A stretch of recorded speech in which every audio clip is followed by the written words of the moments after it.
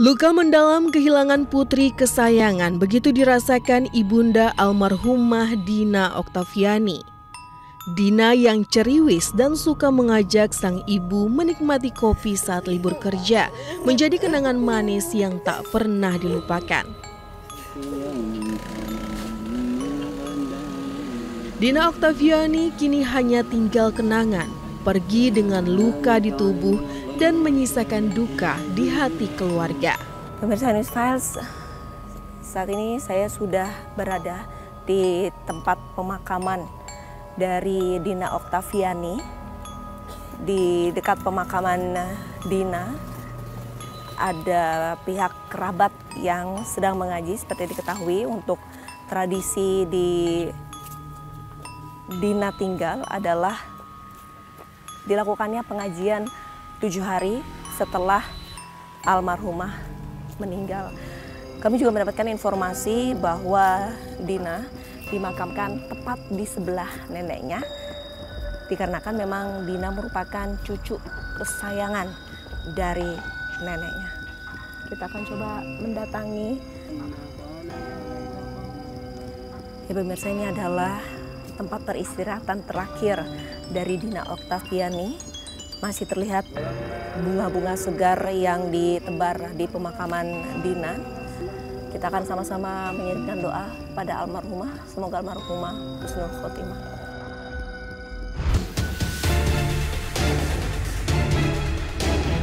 Pemirsa, saat ini saya akan menuju ke aliran Sungai Citarum, tepatnya di Desa Curug, Kabupaten Karawang, Jawa Barat, untuk menelusuri secara langsung lokasi penemuan dari jasad Dina Oktaviani usai dibuang oleh Herianto.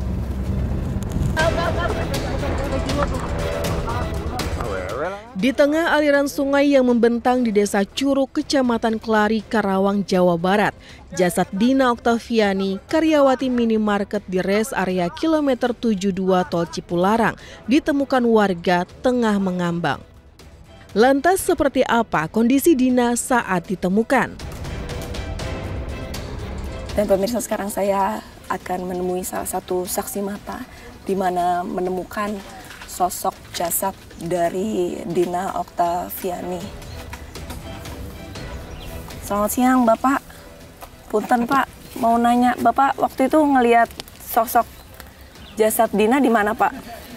Ya saya kalau lihat di penemuan di tengah. Di sebelah mananya, Pak? Ya di tengah sono. Di sebelah situ, Pak? Ya.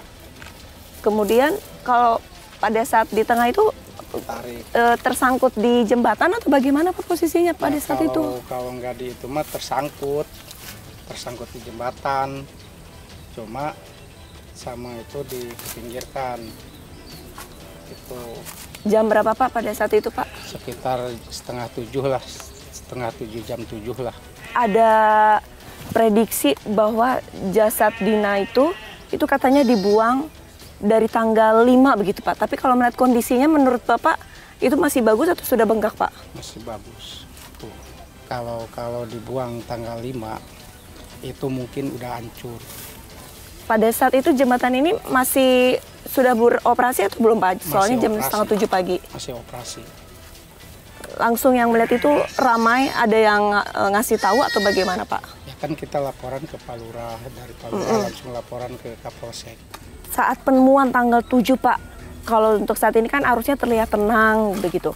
Tanggal 7 itu arusnya bagaimana Pak? Deras, banjir ke sini nih sampai sini. Banjir sampai? Sini. Batas tanah itu Pak? Iya.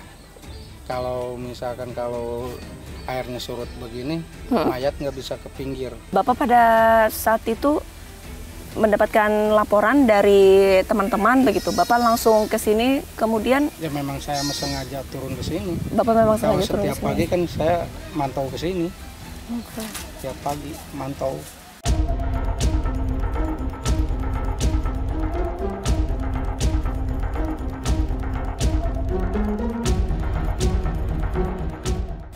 Ini berarti pada saat jalan ke jembatan, turun ke jembatan, begitu melihat ada sosok jasad, Bapak langsung memerintahkan kepada teman-teman gimana Pak untuk bawa jasad itu ke pinggir, pakai apa Pak? Pakai gacok. Pakai gacok. Gantar tuh, pakai gantar.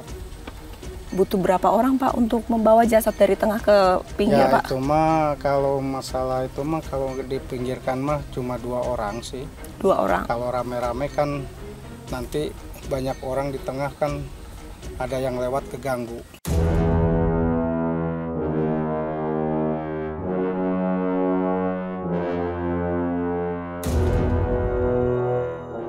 Nah, yang pertama kali melihat itu berarti pengendara atau teman-teman yang menjaga jembatan, Bapak? Kalau yang pertama mah karyawan GRC sebenarnya di sana, di ujung sana. Cuma langsung ngasih tahu ke saya, Pak, katanya ada mayat. Kata saya, mayat di mana? Nggak ada mayat, kata saya kan gitu. Tahu-taunya mayat masih di tengah, di posisi tengah, di tengah jembatan situ masih jauh. Ya. Kata saya itu mah bukan mayat, mayat Pak. Kata saya tungguin di sini. Saya langsung merintahkan anak buah saya ke sini. Tahu-taunya memang benar mayat. Kata saya jaga aja pakai itu, tarik pakai gancok, tarik ke sini ke pinggir 2 orang. Tuh, udah. Kemudian reaksi anak buah Bapak pada saat itu bagaimana Pak? Terkejut, kaget? Ya kaget lah, kirain boneka, kirain ya disangkanya boneka gitu. Ternyata mayat benar asli itu. Ya.